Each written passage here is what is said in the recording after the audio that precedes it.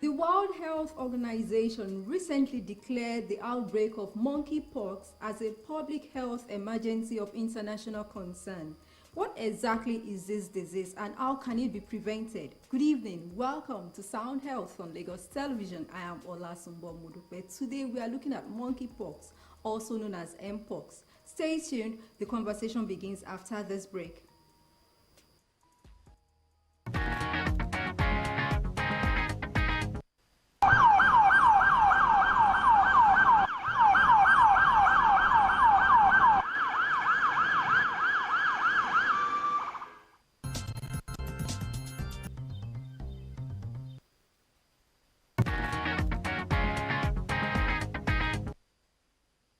The program is still Sound Health on Lagos Television. Joining us via Zoom this evening is Folake Kofo-Idowu. She is an infectious disease expert and she is going to tell us what exactly is monkeypox. Good evening, Folake Kofo-Idowu, and thanks for joining us. Good evening, Ms. Omomi. All right, I am Olasumbo Modupe. Thank you so much, Dr. Folake Kofo-Idowu, for joining us on the program. Tell us, the World Health Organization recently declared monkeypox as a public health emergency of international concern. How is this a concern? Thank you very much for having me. So, the declaration of a global emergency is because the disease has now been detected and is spreading through areas where it is not normally seen. Mpox, as it's known, has been sort of cordoned to areas where we know it is. It's just like saying you know where malaria is. It's been in certain parts of the world, but it's not been spreading, and whatever efforts has been done to try to curtail that. But unfortunately now, because we had an outbreak in 2022, and now they're seeing variants in European countries, and it's beginning to spread, and that's why it's now a global emergency, because it's something you would normally not find in that area, and the rate of spread is really, really fast. All right, why is it called monkeypox? Is the disease spread by monkeys? Let me ask, because I'm sure that is what viewers are also curious about. I think it was because originally they suspected that humans contacted it from primates. And that was why, and that was somewhere in the 1950s. So that was why it was named after that. Or, well, after that, it was named monkeypox because of that. And then they also did find traces of that in monkeys in those areas where they first detected it in humans. Okay, what do you know about this disease? Are there cases already in Nigeria? We have. So monkeypox has, or Mpox as it's called now, has two clades, kind of like two variants. And there's one variant that's known to be in West Africa, and there's another that's been known that is or has been in East Africa, which is the Congo area. And now, yes, so we've had, just like in 2022 when there was an outbreak, there were some cases that were detected in Nigeria. But then again, because it's an ongoing, kind of under brewing thing, it's not something that really makes the news. We've had it, we just don't have a lot of it or large numbers of it, and it's not necessarily spreading. So that's, I guess, so basically that answers the question, do we have it here? In terms of what we know about it, it's a viral infection, and it is from the same family as smallpox. And it's it's a pox virus. That's the simple English name, but it's kind of, I think it's called what is it called? Orthoviridae. So it's a type of virus. It's a family similar to smallpox, and the contacting it or contracting it is unfortunately for this one, it's a wide range of things, a spectrum. So sharing space with someone, just human to human contact, touching or getting in contact with the rash or the secretions from the rash is contagious. Respiratory droplets. So when the person who has it, if they sneeze, they cough, and they don't protect themselves, or you're not protected, you can get it. and also contaminated surfaces. So if someone who has the rash doesn't wash their hands, they touch a doorknob, they touch a bottle of water, someone else touches it, puts it on their skin, boom. So that's why this is, sort of rapidly spreading. All right. And it's similar in presentation. We don't know what people like me now don't know what smallpox looks like real life, except in pictures. So the closest people could maybe mentally relate it to is probably chickenpox. But it starts and it looks different from chickenpox. But again, the way it starts, you have like a flat rash. That rash starts to swell, and when it starts to swell or raise, it becomes painful, it becomes itchy, and then from there, that swelling now has clear fluid, which is what chickenpox rash looks like. It looks like a blister, and that blister now the fluid turns into pus, and that pus will rupture and it becomes an open scab. So from the time the person gets infected and their body is brewing it before the rash shows, till the last scab heals, that period can last between 5 to 21 days, and people are infectious in that period. And unfortunately, the rash itself lasts about 4 weeks to just everything to crust off. One important thing to also note with the rash for Mpox is that it differs from chickenpox in that everything comes at once. Chickenpox, it starts bit by bit, like it comes on this side, then before you know what's happening tomorrow, this one is drying up, then another one comes up. For Mpox and also smallpox, everything comes up, boom, one time, and all the rashes go through the stage together at the same time. So at least that's kind of good, because you know when it starts, not, oh, this one started, that one started after, and it takes that. Symptoms, people, aside the rash, people could also have what we call systemic symptoms: fever, headache, muscle ache. One thing that differentiates Mpox from a lot of the other rash infections that we have is it comes with swollen lymph nodes. So people could feel swelling or maybe some pain in their neck, armpits, groin. Yoruba call it petele, when a kid maybe bumps their knee, or they skin their leg and they have like a swelling around their groin. It's a little painful. We call it petele, that's what I remember that as. So you can have that in your neck because we have lymph nodes all around that sieve dirt and things like that prevent it from going into the blood. So there's a reaction there. But interestingly also, presentation can vary. Some people will not have a rash. They may be lucky their immune system is strong enough, able to fight enough that they just feel a little headache, my body is not too well. And some people may not have a lot of systemic symptoms, but they have a rash. Some people's rash may not last long. So it varies. So if you're having anything, and now that it's becoming a problem, if you're having anything suspicious, or know that I'm feeling sick after I came in contact with someone, you want to isolate yourself first, maybe talk to a doctor or call someone, and then they give you specific instructions on how best to go about it. Unfortunately, treatment is, we don't have specific treatment. Before we talk about treatments. Dr. Kofodo, yes, ma'am. Before we talk about treatment, let us look at people that are at risk. Sincerely, I don't know what smallpox look like, let alone chickenpox. But is it also similar to measles? Before we look at the risk, who is at risk? Let me put it that way. It is similar to measles in the sense that it is what we call an exanthem. They are not in the same family, but they are similar, right? They're similar. So these ones are pox viridae. The other one, measles, is in another family, just like varicella, which is what is it called? Okay, so who is at risk now before we look at treatment, prevention?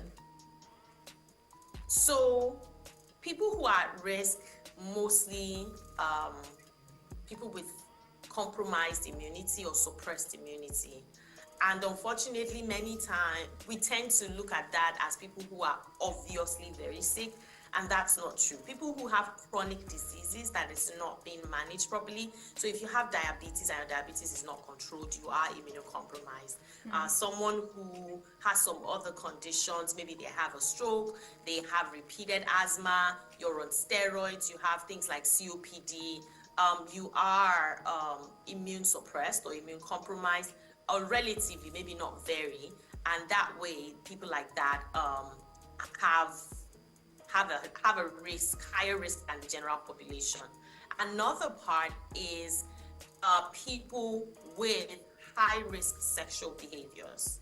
So those who have multiple sexual partners, those who have sex with men, usually not through the normal route, are also at risk. All right. So, are there precautionary measures to put in place before we look at treatment? Yes. So once you know that you're in the area, so one is when if you have a cough, if you have a cold, as much as possible, try to isolate yourself. Wear a face mask because this can spread through respiratory means. If you have a rash, obviously you want to cover up. You want to stay away from people so that you're not transmitting. And if there's somebody around, you're around someone who has that, you want to put some separation there. That's one. People who have high risk sexual behaviors probably want to caution themselves, in terms of that, use certain protection. Unfortunately, there's the body fluid part of it, but there's also the skin to skin part of it, because people could get it without a visible rash if they are in the active infectious stage. So it takes a little bit of discernment, but everybody just needs to be cautious. Day-to-day hand washing never goes out of style, because if someone had touched a bottle of water or a doorknob and I go and touch it, so you enter into a place as much as possible, as frequently as possible, wash your hands with soap and water, at least 20 minutes of proper rubbing and in between, or use hand sanitizers frequently. All right. What about public health precautionary measures? Because I know the NCDC as well as the World Health Organization have announced some steps in place. But what are we supposed to do as a public, as a community?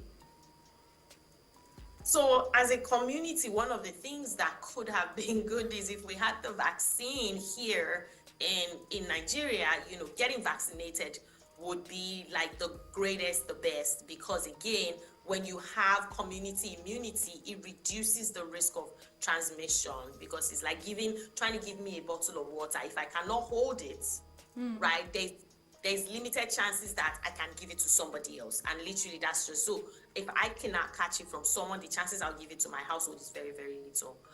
So vaccination would have been the best, and I hope that, we would be able to get the Genius vaccine really soon.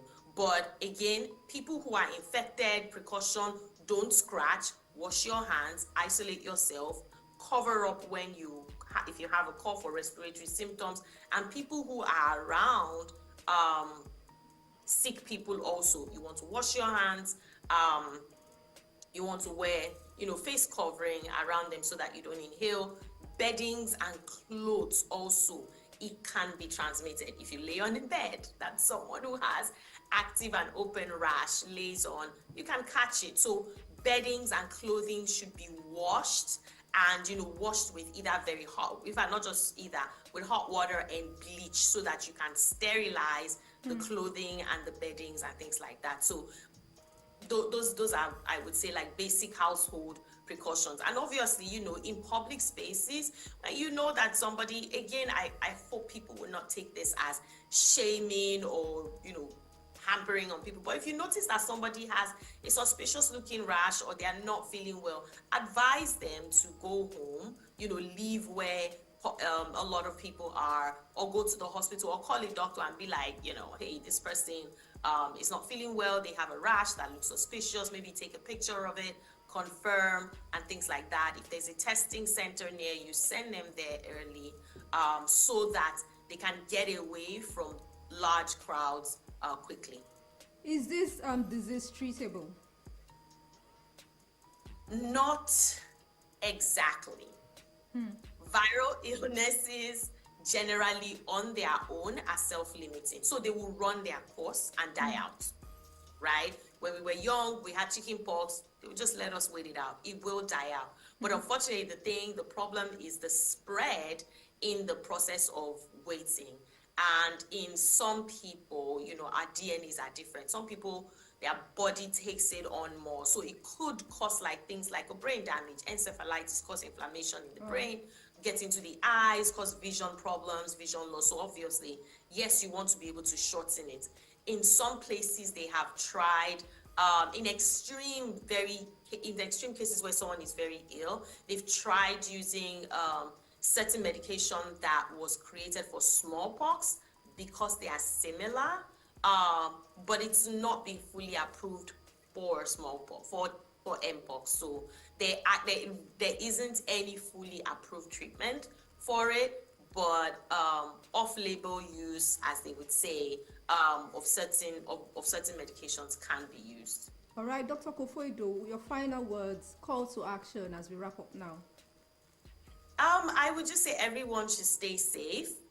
Everybody has a responsibility to themselves, to their family, and to their community. People should not be selfish. Please, if you are not feeling well, avoid the public as much as possible. Wear a face mask, to cover your nose. Wear clothing at the very least if you feel you have to go. Wear clothing that covers up so it reduces contact. If you are not feeling well, please reach out to a health professional ASAP. And everybody should please wash their hands as much as possible, as frequently as possible. And if you can wear a face mask, that would be awesome.